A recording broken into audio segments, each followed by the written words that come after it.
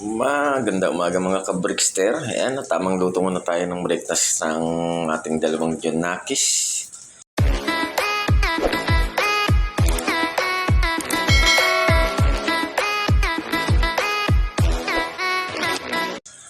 Tayo ay nag-okoy.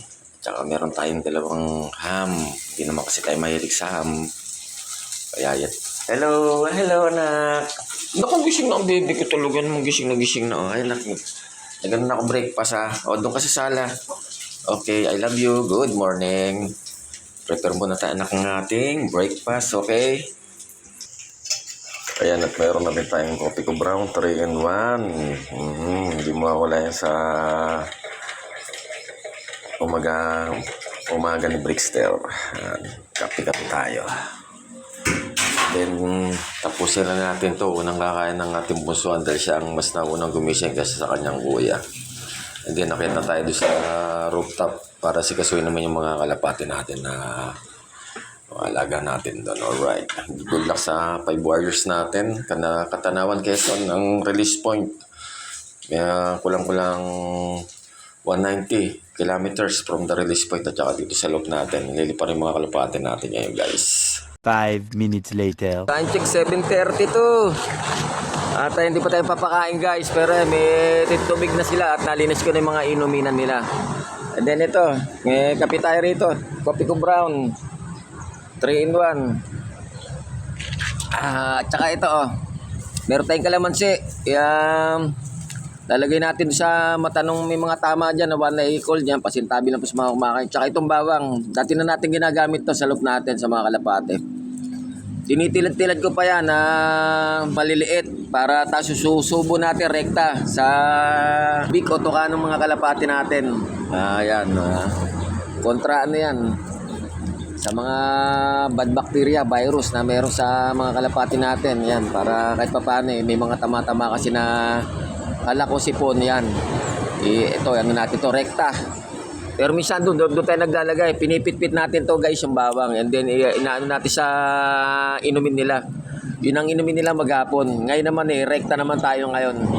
Mismong bawang na mismo ang susubo natin sa mga kalapati natin. Update pa lang doon pa lang sa post ni Sir Federico Andaya ng Father Club namin ng MMFC sa Kalam at around 6:52 nandun na sila sa pinaka-arko ng Katanawan, Quezon. At latest update po ngayon kasama yung ano namin, yung truck ng SJDMRP sa Kalam Club ni Brickster guys dito sa bandang San Jose del Monte, Bulacan.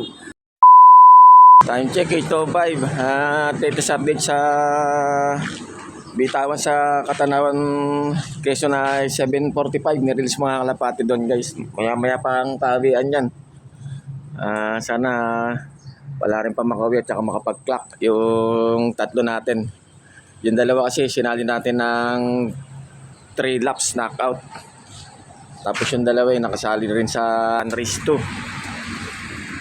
Ayan, papakain na tayo guys dahil past 8 na At gutom na rin yung mga inaki natin na sinusubuan. Yan. May chicha na sila guys. Okay, lahat naman ay tumutuka. Maya tayo konti magsasalang doon sa ating mga nagdilimlim at nagsusubo. Yung mga nakasarado sa nila, breeder cage.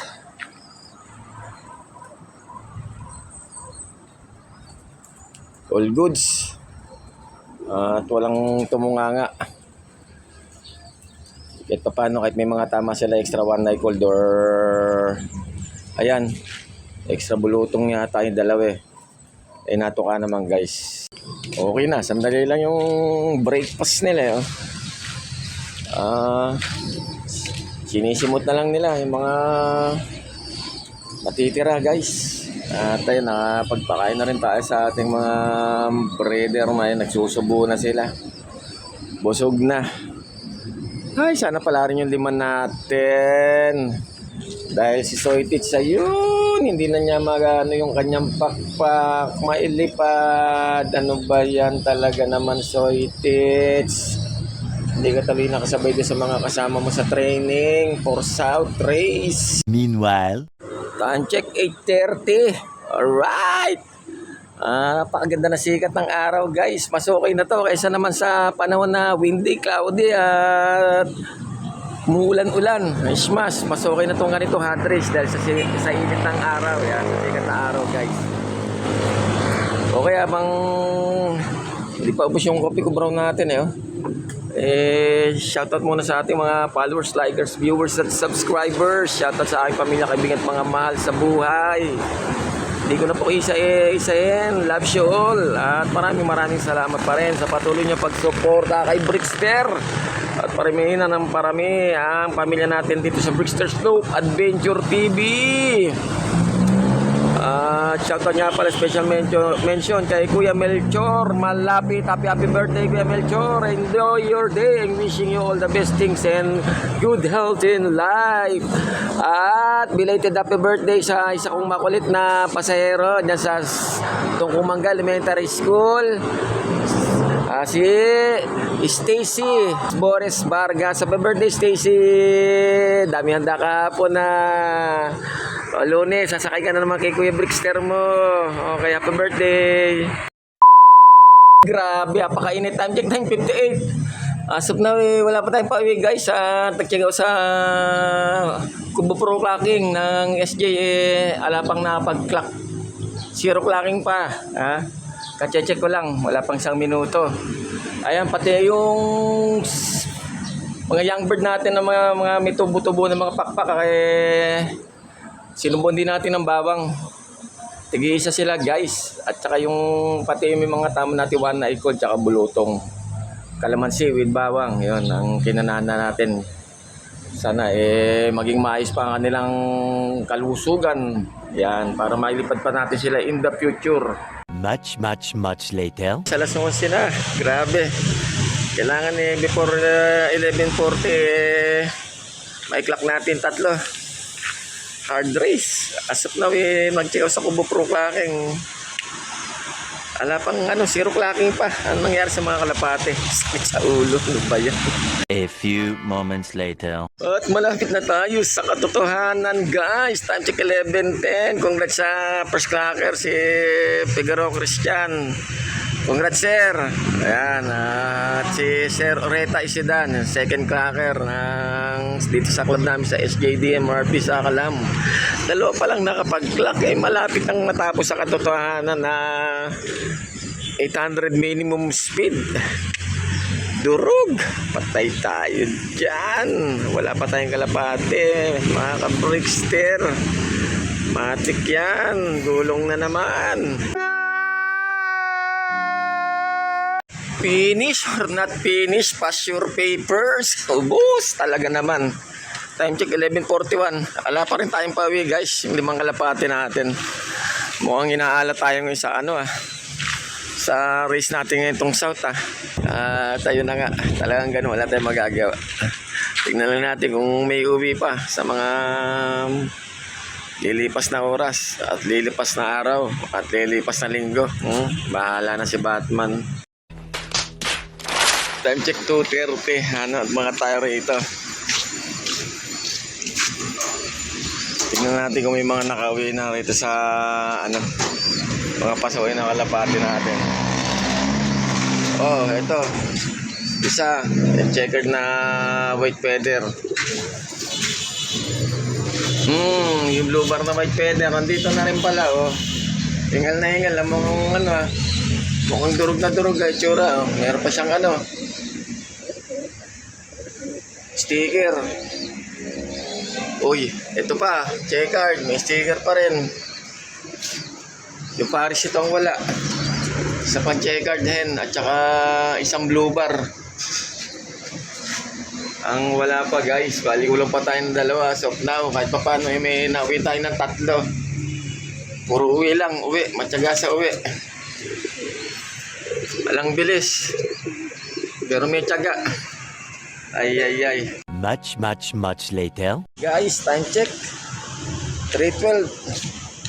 Ito na yung pang-apat natin, yung blue bar. Kulang na lang tayo na isa checkered, laging late. Pero matyaga mo yung mga loko. Isa na lang ang kulang. Tsaga-tsaga nila. Time check, 3:40. Ayan, may nakita akong kalapate rito. Oh. Check card. Oh, ayan na nga. Yung palima natin. Alam nga, nakakompleto yung kalapate natin, guys. Grabe. Puro mga pasaway. At nagraragari ako ng plywood doon. Papalitan natin yung ano yung yan yung pinakano ng pupom nila. Ayan, plywood lalagay natin, guys.